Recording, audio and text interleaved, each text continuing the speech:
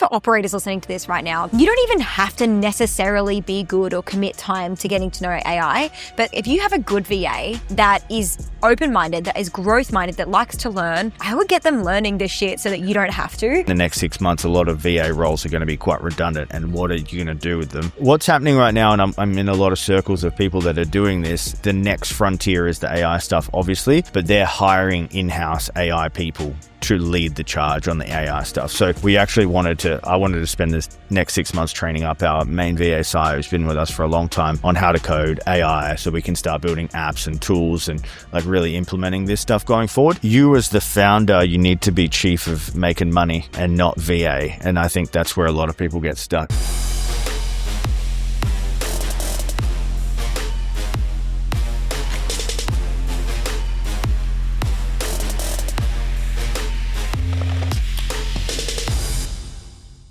Welcome to episode 143 of the Success School podcast. Today we've got a BTS episode.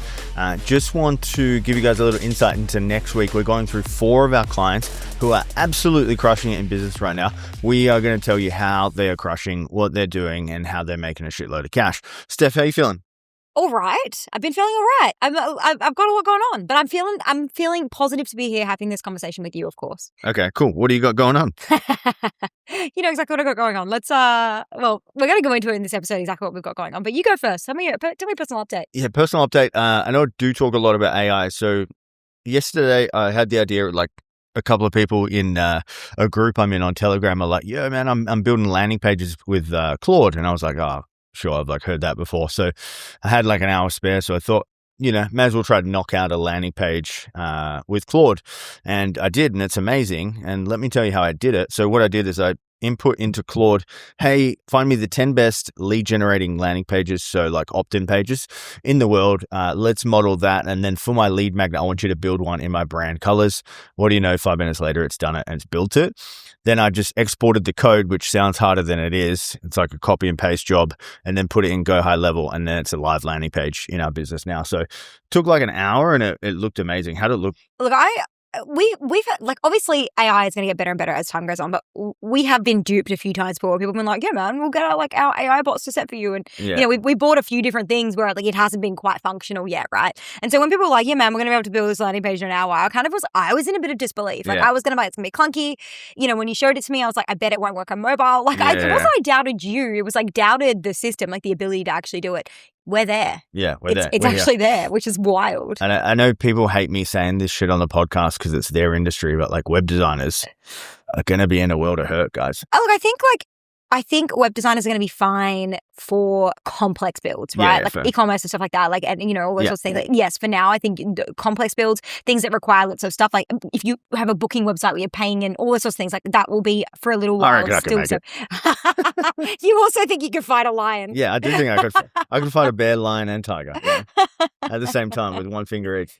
Well, but it's just crazy how much things are changing and are going to change. Is the point I'm trying to get at. Not trying to shit on anyone's industry, not trying to fucking make you all lose hope out there that you're all fucked. We're all fucked. But, I don't mean it. You always try to protect people. Well, I don't protect people. I don't like, me, I don't like blacks and whites. Yeah. I'm That's the all you nuanced wear policeman. is blacks and Literally, whites. it's all I wear is blacks and you're whites. The fucking nuanced police over here. Just let me have my all thing. Right, you're right. You know what? They're fucked. Everyone's fucked. You're all fucked. We should all just, keep making money until we all run out of steam, basically. All right, now give me your emo update. Well, it's all peaks and troughs. And I'm glad that AI is starting to be able to come in and take over so much of our business because it may need to take over my role in the very near future. So, guys, in this episode today, we are going to be talking about what's going on behind the scenes. I know that Tim kind of told you about what next week's episode is going to be. And next week's episode is going to be sick. Like, it's going to be so good, super valuable. This week's episode is really like just us riffing on kind of like our life, what we're doing behind the scenes, like what's working and what's not in building Success School, and some of the peaks and troughs that we are experiencing. And my personal update is obviously that I say obviously, you might not know, we're going through IVF at the moment. What that means is like, I didn't know really what that meant until doing it. I kind of just knew like you take some injections and, pull the baby out. Pull the eggs out. Yeah. And then I don't know, they make them in a little petri dish and they put them back in your body and, Bobby's your uncle, now you got a baby. Yeah. And that is pretty much it. But there's a lot of stuff that happens in between time. And, I knew that injecting myself with hormones would probably, like, I can be a little hormonal at the best of times. And so I kind of knew that this may be a little bit of a wavy period for me, but it's certainly been a bit wavy. Do you want me to tell you what I thought IVF was and how it worked? Oh my God, please. The mansplained version of it. So probably about 6 weeks ago, I flew to Bangkok and did exactly as the name states, into a cup, and they froze it. And then what I was thinking, the doctor was like, we froze it into 3 batches. And I'm thinking, all right, cool, 3 batches. So they were like, yeah, we take it and then, we give it to your wife and then we make a baby. And I was like, okay, cool. So they just give my wife frozen clumps of semen and put them in. No. And then that's how they do it because I can't get it up far enough, obviously. So I was like, okay, cool. And I know nothing about it. I know heaps about marketing and business, but I know nothing about how babies are made, obviously, because I can't get it done. Yeah, well, look, I mean, let's not shame ourselves for not being able to get it done. Unhelpful. But it is one of those things that, Stop being the nuance police. Sorry. You're going to see every point we've got today, you're going to be like, well, there's another way of looking at it. All right, well, I mean, All right, so Steph, funny question. How do you keep the business moving when you've got a lot going on personally?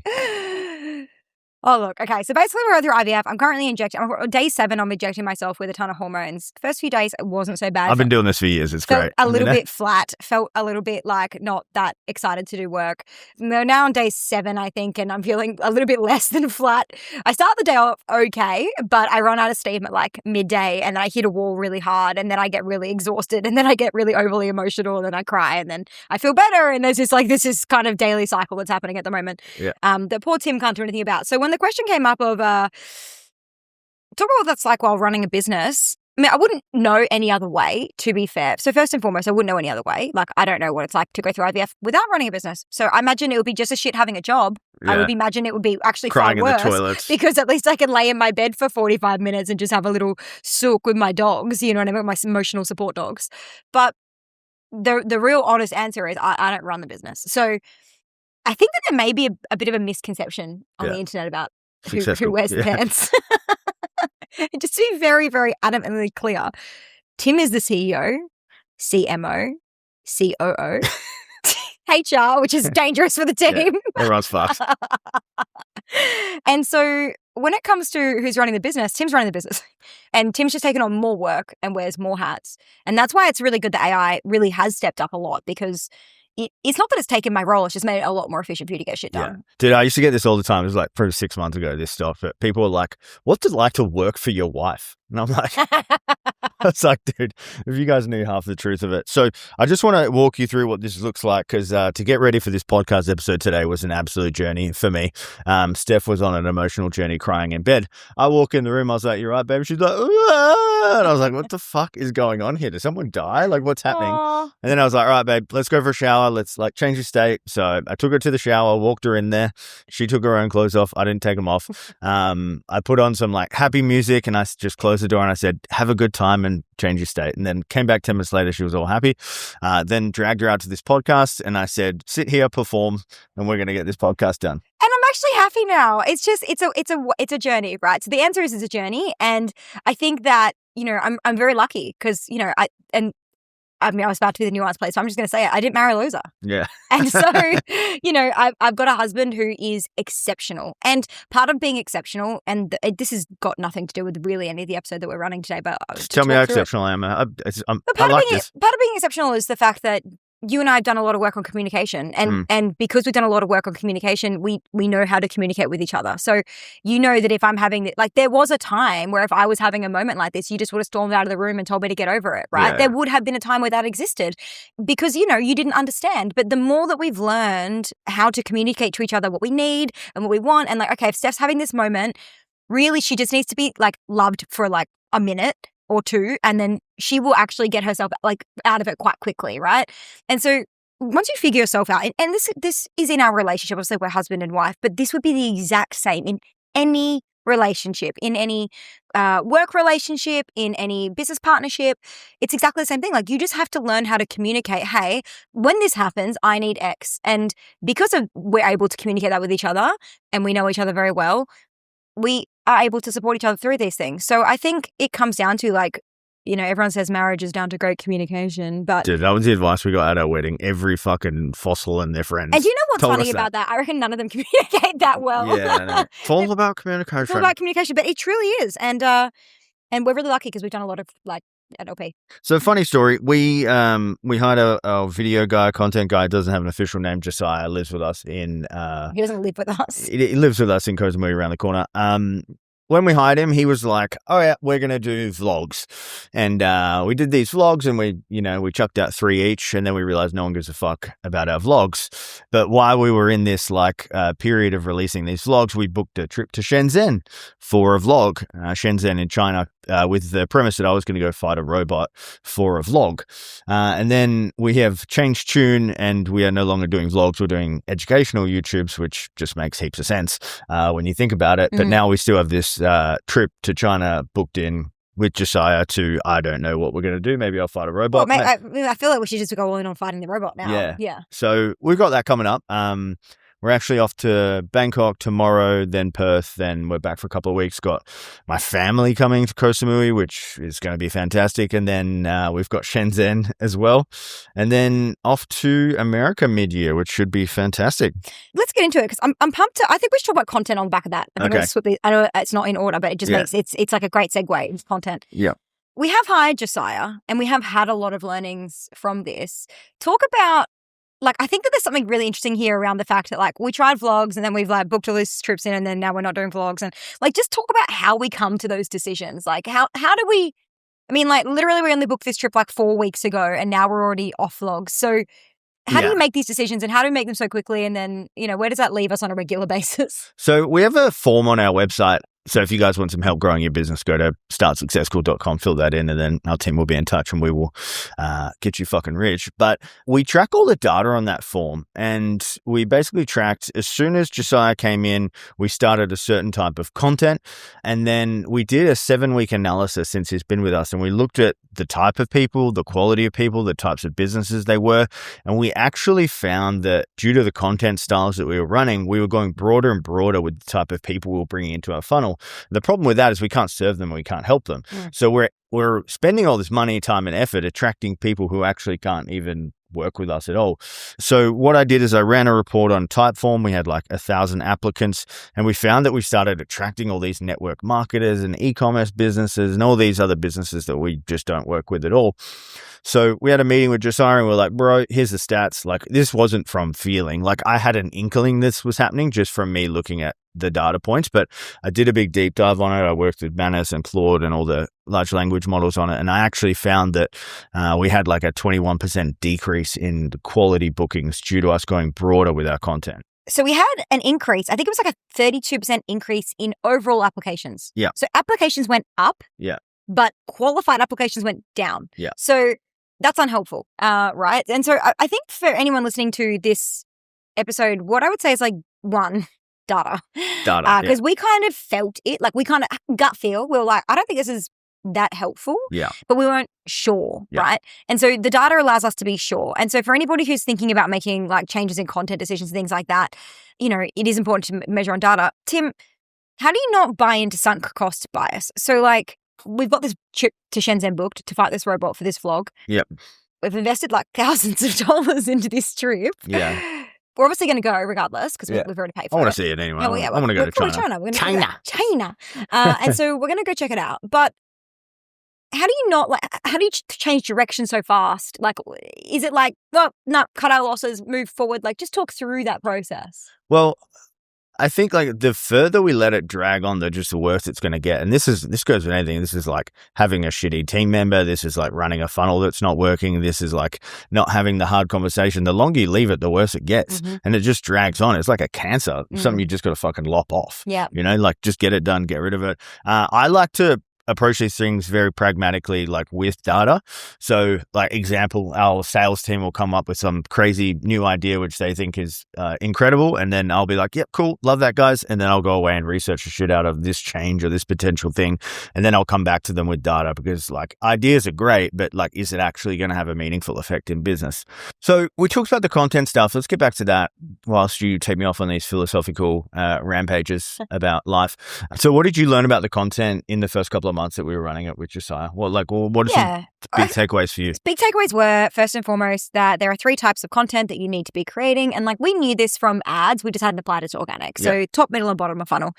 We are really good at bottom of funnel. We're really good at talking about things that we love to talk about, which is marketing, sales, systems, business. And we're really good at selling ourselves in content and getting and generating leads. But we weren't so good at attraction content. So our followings had been pretty stagnant.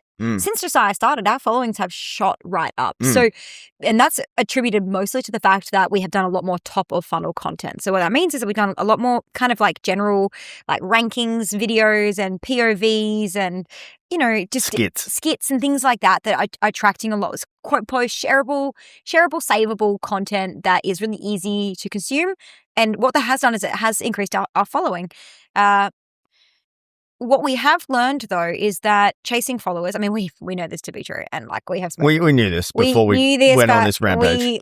We wanted to have proof, I guess.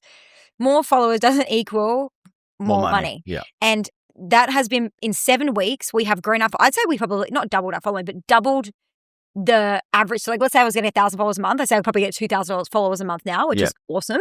Great. My following's going up. Our applications went up. Our hits to our website also went up. So if you were just measuring that, you'd be like, great. Oh, this is fantastic. Amazing. Yeah.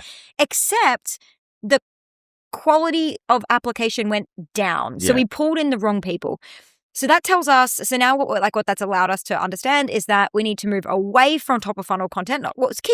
Still keep it, but do less of it. Specific top of funnel content. Yeah. To a specific avatar. Correct. And do slightly less of it and weave in more bottom of funnel. So before, I think our split was 50% top of funnel, 30% middle of funnel, and 20% bottom of funnel. And I think we're transitioning that more towards 30% top, 30% middle, 30% bottom. That's 33% each or whatever it is. Yeah. And so that's something that we have learned so far from this process. Run through the process of working with a content guy. What does it actually look like on a day-to-day basis or a week-to-week basis, Steph?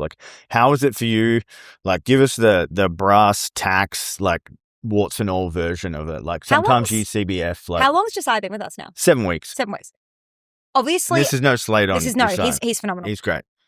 Obviously, something that we knew early on was one that we were going to be committed to this for a long time. Josiah's moved here. Yeah. So we are 100% committed to this. We know, and we have had friends that have gone viral, that have had viral formats work, that have worked at this for 6 or 7 months before having that viral effect. Yeah. So we knew entering into this that we were making a big investment in time, energy, and resource to get this right. And we knew that it wouldn't be right from the start. We knew that there was going to be a huge testing and iteration phase.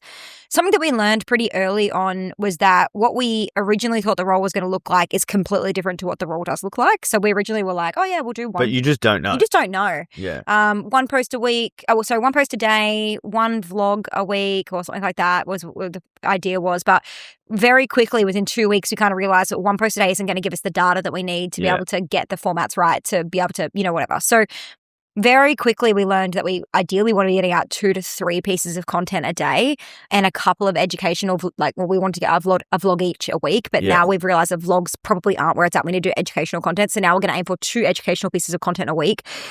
And so immediately the structure of the role changed. So Josiah originally was hired to do the ideating, the filming, and the editing with support from an editor. Yeah. The role very quickly changed to a huge amount of research and ideation because that's where the majority of, obviously, the time is. The filming, which Josiah still does, and then outsourcing majority of the editing, which, for Josiah is probably great, but that was a pretty big and immediate change that we found that we had to do because of the volume. The bottleneck just wasn't what we thought it was going to be. I thought the bottleneck was going to be Josiah himself, but it's actually editors, which they just can't turn around the content fast enough. So what it actually looks like is Steph and I have a filming day each. It's about 4 hours a week. We usually bang all of our short forms out immediately, as fast as possible, and then we get into the long forms after we're a bit warm. Josiah comes to us with a run sheet. He says, do this, do this, do this. I don't like to look at the run sheet before I do it. I just want him to give me the concept and then we just hit and see what we can do. I like to do everything unscripted. I don't like talking points. I don't like any of that. That's just kind of how I roll. Eventually, I want to become a great speaker just by being able to rip. I know a lot of people like teleprompters and those types of things, but I hate that shit. If you guys are listening to this right now, we're just ripping. We're not there's no script here. There's nothing. We have like one talking point and then we try to rip a podcast out of it. We also have not followed it at all. So. Yeah. But, hopefully it's been valuable for you. Yes, correct. But yeah, keep going. So, yeah, I think like overall the content thing is going to be great. It's taken us too much to work out what the fuck we're doing. We've wasted a lot of time, energy and money into it. Yeah. And hey, nuance police, but we haven't wasted it. Thomas Edison said, like, I found 1,000 ways it didn't work before I found the way that it did work. And I think that, we are in a season in our business in so many ways right now of throwing a lot out and just seeing what boomerangs back and seeing like what actually works. And it's a big testing and iteration phase. But the faster that we test and iterate, the sooner that we're going to figure it out, the faster that we'll get the results. So yeah, this year I think I reckon that we're going to sink hundreds of thousands of dollars this year in testing and iterating and with not a lot of return. Yeah. But next year we will fucking know. Yeah, we'll know how to do it. We are going to be able to do it. Yeah. All right, let's get into team and ops. Some stuff's changed in the team, which has been great, but equally challenging. We hired 3 salespeople, which that coming out of my mouth just sounds like completely foreign. I don't even know how that happened, but now we have 3 closers on the team. Psycho. We are psychotic. What you do realize about coaching businesses like ours, they are literally a sales and marketing machine, and delivery is a small part of what you do.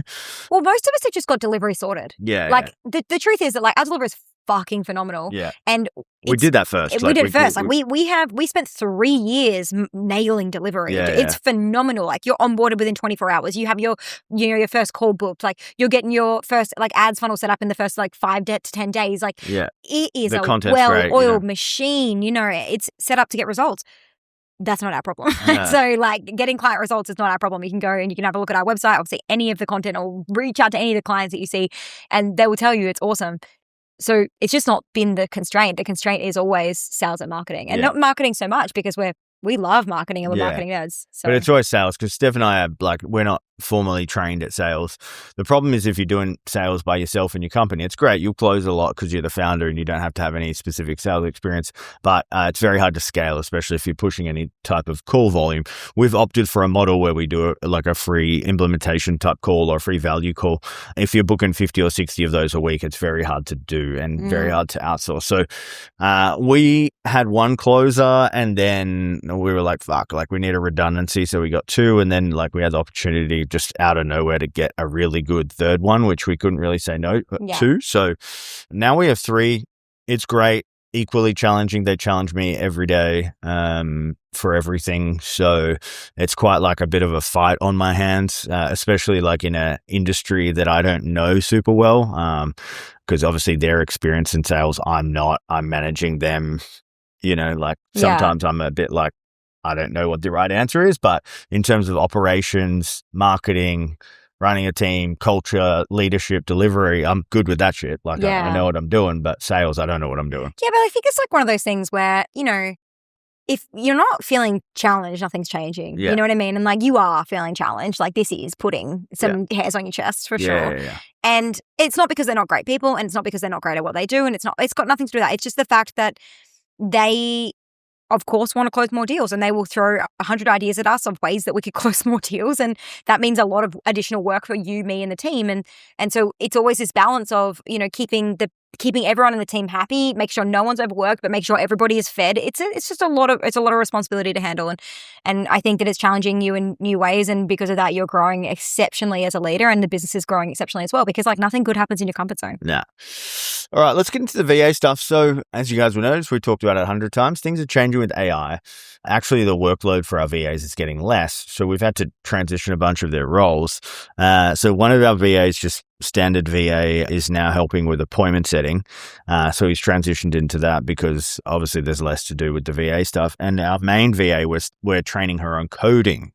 So, in the future, we predict that virtual assistant tasks like replying to emails, chasing invoices, just all the like really basic shit is going to be agentically handled with AI. So we're not in the position that we just want to fire people and cut payroll and, do all those sorts of things. Like we want to find roles for them outside of just the general stuff. So I wanted to bring this up because I want you guys thinking of this right now to like think about a bit of a plan going forward because, I think in the next 6 months, a lot of VA roles are going to be quite redundant. And what are you going to do with them? So what's happening right now, and I'm in a lot of circles of people that are doing this, like the next frontier is the AI stuff, obviously, but they're hiring in-house AI people to lead the charge on the AI stuff. So I wanted to spend this next 6 months training up our main VA SI who's been with us for a long time on how to code AI so we can start building apps and tools and like really implementing this stuff going forward. You as the founder, you need to be chief of making money and not VA. And I think that's where a lot of people get stuck. Anything I missed on this? No, it's perfect. Do you want to talk through, while we're on the topic of AI, kind of your AI rabbit hole and where it's kind of led us to so far? Yeah. So I got a Mac Mini, which is basically just flexing that you're an OpenClaw legend and you're just all over that at the moment. I'm super deep into it. Have it set up running 24/7. I've got it sending me like cash reports. I've got it replying to some chats. I've got it replying to emails. There's literally so much other shit that it does. It's just not even coming. Well, to me right now. It's made so everything you said at the beginning of this episode, where you had everything, the landing pages made, the automation set up, the ads being created. It's literally going and it's getting the ads created for you and setting them up. And there's so much. It's practically running its own systems and processes, which is really cool. Yeah, it gives us a no-show report, who didn't show up for sales calls, why they didn't show up. It'll run the transcripts of all of our sales calls. It'll find out the holes in our sales floors from a transcript that's all automated. I just think this shit's going wild and like people are still putting their head in the sand about it.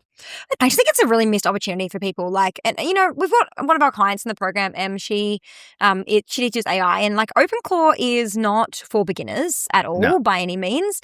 But there are like Claude Code and those sorts of things are all, equally as good for getting started on this. But yeah, like I think that for operators listening to this right now, that you don't even have to necessarily be good or commit time to getting to know AI. But similar to what you're doing is like, if you have a good VA that is open-minded, that is growth-minded, that likes to learn, I would get them learning this shit so that you don't have to. And if they're not, they're going to get fired. Yes. Yeah. And I think like I will also just add one more thing is like, don't be emotional here. I've been guilty of this in the past with team members where you hold on to them for too long because you love them or because they're good people, because you feel bad or because any of those things. And like, that's just not how businesses operate. Like, we love our VAs, we love our team members, and we will keep every single one of them forever, as long as we possibly can, as long as they are still being able to add value back into the company and produce the result. And if there comes a point where somebody can't do that, or the business no longer needs or requires that role, I just think that you guys need to be really upfront and serious with yourself about the fact that like, you can't carry something forever if it's not, forever. And like, you don't need to. It's not your fault. It's not your problem. It's not your issue. Yeah. All right, guys. If you were listening to us today and you found some value and you actually got some business stuff from that, us just riffing on our life, jump on our website, startsuccessful.com, book in a free scale session. We'll take a look at your numbers, your offer, tell you exactly what to focus on. And if we're a good fit, we can work together. We're actually, we've got a few spots opening up just to work with Steph and myself exclusively. Okay. So previously you can't do one-on-ones with us, but you can do one-on-ones with us now, which if you'd like that, if you want to be pushed and you want some accountability and you want to make some serious money, then this is the coaching program for you. All right, guys, it was awesome to hang out with you. Let us know if that was just a crazy rant or if that was helpful. It was lovely chatting with you, my husband, Tim, and we'll see you guys next week. It was lovely chatting with you, Steph. See you next week. Subscribe, guys. Don't be a hoe. Share the show.